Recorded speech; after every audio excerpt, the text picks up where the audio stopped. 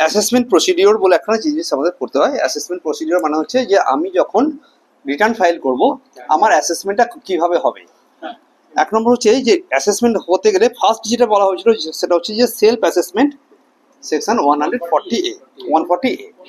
Self assessment মানে self মানে কে? Assessee himself or herself. তাহলে অ্যাসেসি নিজেই যদি নিজের অ্যাসেসমেন্টটা করে জানায়, যে ইনকাম ট্যাক্স অফিসকে জানায় যে হে মহারাজ এই হলো আমার মোট ইনকাম, আপনি ট্যাক্স নিন, তাহলে সেটাকে বলা হলো কি? Self assessment. If in self assessment অ্যাসেসি itself is responsible to determine taxable income, total taxable income. তাহলে আমি নিজেই বলছি যে আমার এত টাকা হলো এই ইনকাম, এত টাকা স্যালারি ইনকাম, এত হাউস প্রপার্টি ইনকাম, এত গোষ্ঠী ইনকাম, কুল মিলাকার ইতনা মাই taxable income. And tax liability আমি হিসেব করে ফেললাম, আমি পে করলাম ট্যাক্স অ্যাকর্ডিংলি। এই পুরো প্রসিডিওরটা সেকশন 140A-তে বলা হয়েছে যে একজন অ্যাসেসি ভারতবর্ষের 99% ট্যাক্স কিন্তু এই সেলফ অ্যাসেসমেন্ট থেকে বেরিয়ে আসে। প্রত্যেকটা লোক পাগলের মতো একটা নির্দিষ্ট দিন 31শে জুলাই তারিখের মধ্যে রিটার্ন ফাইল করার জন্য পাগলের মতো ছটফট করে এবং রিটার্ন ফাইল করে দেয়। ওকে, এখন তো অনলাইন পোর্টাল, আরামসে রিটার্ন ফাইল করে। তাহলে সেই রিটার্ন ফাইলটাকে আমরা কি নাম দিলাম? Self assessment section 140A। একদম পাক্কা? তো এই সেলফ অ্যাসেসমেন্টের জন্য তোমার কাছে কি প্রভিশন বলা হয়েছে সেগুলো নিচে বলা হলো। Fine.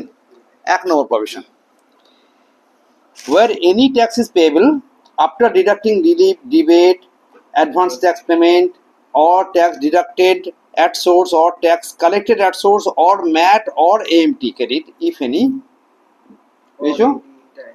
or any tax or interest payable under section 192-91(2). তাহলে কি বললো? এনি ট্যাক্স, কি বললো বলো? এনি ট্যাক্স আফটার ডিডাক্টিং কিন্তু অল রিলিফ, মানে ট্যাক্সের জন্য তুমি যা যা রিলিফ পেয়েছো, অ্যাডভান্স ট্যাক্স পে করেছো, কোনো না কোনো সময় টিডিএস হয়েছে, কোনো সময় টিসিএস হয়েছে, কোনো সময় ম্যাট বা এএমটি করা হয়েছে, অল্টারনেটিভ মিনিমাম ট্যাক্স পেমেন্ট করেছো, এমন সমস্ত কিছু মাইনাস করার পরে যেটুকু টাকা তোমার হাতে পড়ে আছে দেওয়ার জন্য, যেটুকু টাকা তোমার কাছে পড়ে আছে, তাহলে এখানে যদি আমার ট্যাক্স পেয়েবল হয় মেবি 50,000 টাকা, আর আমি আগেই ট্যাক্স কাটিয়ে দিয়েছি মেবি সব মিলিয়ে 40,000 টাকা, তাহলে এখন 10,000 টাকা তোমাকে বলেছে এটা পে করতে হবে। কবে পে করতে হবে? Before filing. Okay, on the basis of return furnished. আমি নিজে থেকে বলেছি যে মশাই আমার কিন্তু এত লক্ষ টাকা ইনকাম, তো এত লক্ষ টাকা ইনকাম আমি নিজেই বলছি, তা ট্যাক্সটা কে দেবে? আমি নিজে দেবো। কবে দেবো? রিটার্ন ফাইল করার আগে জমা দিয়ে দেবো। তো বলছে is required to pay such tax before filing the return. আগে টাকা দাও, তারপরে রিটার্নটাকে সাবমিট করো। টাকা না দিয়ে রিটার্ন সাবমিট কলমটা ইয়ে করবে না, চলবে। প্রথম পয়েন্টটা একদম ক্লিয়ার। একজন লোকের খুব রাগ হলো, ভাই আমি ওই টাইমের মধ্যে টাকা দেবো না টাকা, বা রিটার্ন ফাইল করে দেবো, সাবমিট করে দেবো। সাবমিট তো নিরো সিস্টেম, বারবার কোশ্চেন আসছে তুমি কিন্তু ট্যাক্স দাওনি, বাকি আছে তোমার, কিন্তু সাবমিট করে দিয়েছে। তখন বলা হলো ওই রিটার্নটাকে ডিফেক্টিভ রিটার্ন বলা হবে। তাহলে ডিফেক্টিভ রিটার্ন কাকে বলা হবে? Return furnished without paying self assessment tax or interest if any shall be treated as defective return. Fine? পাক্কা? এই রিটার্নটা আমার কাছে ডিফেক্টিভ রিটার্ন হয়ে যাবে।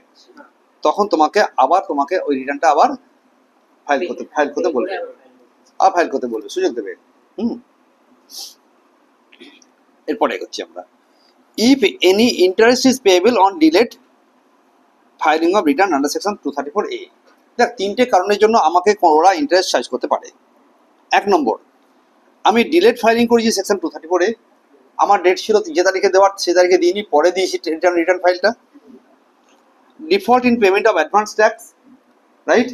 আমার ট্যাক্স পেমেন্টের একটা পদ্ধতি আছে, 30% দিতে হবে উইদিন 15 জুন।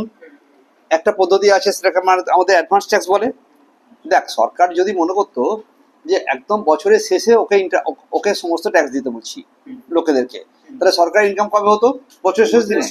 সারা বছর এটা চলবে কি করে? সেই জন্য পুরো বছরের যে যত টাকা ট্যাক্স পেয়েবল হতে পারে এস্টিমেটেড, সেটাকে 4 ভাগে ভাগ করে দেওয়া হয়। ওকে, 1, 2, 3 3 ভাগে 15 তারিখ করে 3 মাস করে, ঠিক আছে? সেই যে টাকাটা নিয়ে নেওয়া হলো তাকে বলা হলো advance tax section 234B। And deferment of advance tax or defer আমাকে আমার পেমেন্ট ছিল 15 তারিখের মধ্যে, জুনের 15 তারিখের মধ্যে আমি দিইনি, আমি 18 তারিখে দিয়েছি, 30 তারিখে দিয়ে দিয়েছি, তাহলে একে বলে deferment of advance tax 234C। তাই 234 আন্ডারে ABC তিনখানা ট্যাক্স আছে, অথবা ফি বলে কিছু একটা হয় 234F। Okay, A B C D উড়ে গেছে, ই উড়ে গেছে, F পড়ে আছে, রাইট? তাই 234 আন্ডারে এক গাদা রকম ট্যাক্স দিতে হয়, মানে ইন্টারেস্ট পেমেন্ট করতে হয়। Is payable for filing return after due date, then such interest or fee should be paid along with the self assessment tax, right? তুমি যে সেলফ অ্যাসেসমেন্ট ট্যাক্সটা দিচ্ছ তার মধ্যে ওই ইন্টারেস্টটা তুমি ধরে যেন পেমেন্ট করবে। হ্যাঁ, ট্যাক্সটা দেবো, ইন্টারেস্ট কেন দেবো সব বললে হয় না, সেটা আমাদের প্রথম লাইনেও বলা ছিল, রাইট? 3 নম্বর পয়েন্ট, ওয়্যার বলো, where the amount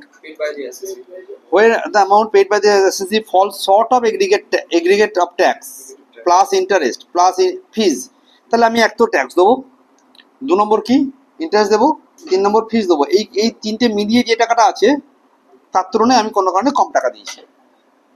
আবার বলি, মেবি ট্যাক্সে 10,000 টাকা হয়েছিল, মেবি ইন্টারেস্টে 2,000 টাকা হয়েছিল, মেবি ফিসে 1,000 টাকা হয়েছিল, রাইট? তাহলে ক টাকা হলো? 12 13 টাকা, 13,000 টাকা। আমি কোনো কারণে 13,000 টাকার বদলে আমি আমি আমি মেবি 8,000 টাকা দিয়ে বসে আছি, এটা মিলিয়ে আমি দিয়েছি কত? 8,000। তাহলে ফল শর্ট হয়ে গেছে। কত ফল শর্ট হলো বলো? 5,000 টাকা। আমি অনেক কষ্ট করে 2,000 টাকা জমা দিয়েছি, আমি কষ্ট করে, তাহলে এই 2,000 টাকাটা ট্যাক্সের জন্য না ইন্টারেস্টের জন্য না ফিসের জন্য, কি বলছে দেখা যাক। দ্য অ্যামাউন্ট সো পেইড, এখন যে টাকাটা দেবো, এই 8,000 টাকার মধ্যে, এটা 8,000 টাকা দিয়েছি, 5,000 টাকা যে আমরা দেবো, তখন এই 5-এর মধ্যে কিছু না কিছু করে দেবো তো। কোনো সময় 3,000 টাকা দিয়েছি, হতে পারে 5ই দিয়েছি, হতে পারে 4 দিয়েছি। So paid shall first be adjusted towards fee, ফার্স্টে 1,000 টাকা দেওয়া গেল, তাহলে আমি যে টাকাটা দিয়েছি, মনে কর আমরা 3,000 টাকা দিয়েছি, তাই 4,000 টাকা দিয়েছি, মনে কর 5-এর মধ্যে কত দিয়েছি বলো? 4 দিয়েছি, তাহলে ফার্স্টে ফি টাকাটা হলো, ফি কেটে গেল, রইল পরে কত? 3। তারপরে কি কাটবে? Interest, right? Thereafter towards interest, fine, and the balance if any shall be adjusted towards tax. তাহলে 5 বাকি আছে, 5ই দিতে পারবে এমন কথা নেই তো।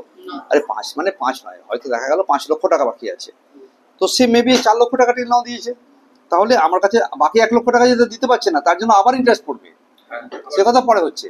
বাট এখন যেটা দিয়েছো সে তাকে আমি ফার্স্টে ফি খাবো, তারপরে ইন্টারেস্ট খাবো, তারপরে এনি অ্যাভেলেবেল অ্যামাউন্ট সেটা অ্যাডজাস্টেড হবে। দারুণ দারুণ ক্লাস এটা, মস্তি।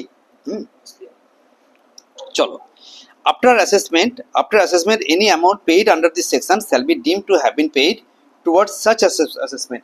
আমি যে অ্যাসেসমেন্টটা করলাম সেলফ অ্যাসেসমেন্ট না, এই যাবতীয় টাকা পয়সা যা দিলাম তা ওই অ্যাসেসমেন্ট সংক্রান্ত হিসাবেই ধরা হবে। If assessee fails to pay whole or part of the such tax, interest or both in accordance with the shall be deemed to be an assessee in default. একে কি বলে? এটা কিন্তু একটা শব্দবন্ধ, হ্যাঁ, একে বলা হলো অ্যাসেসি ইন ডিফল্ট। এটা হলো দোষী টাইপের একজন অ্যাসেসি হয়ে গেছে, কারণ তোমার সব কিছু হওয়ার পরেও তুমি, ঠিক আছে। তো এই হলো সেকশন কত বললাম? Section 140A। এবং কতবার কোশ্চেনটা আসে দেখা যাক। একবার 13 এসছে, 15 এসছে, 21 এসছে, আসতেই থাকে। ভেরি ইম্পর্টেন্ট পোর্শন এটা, চলবে।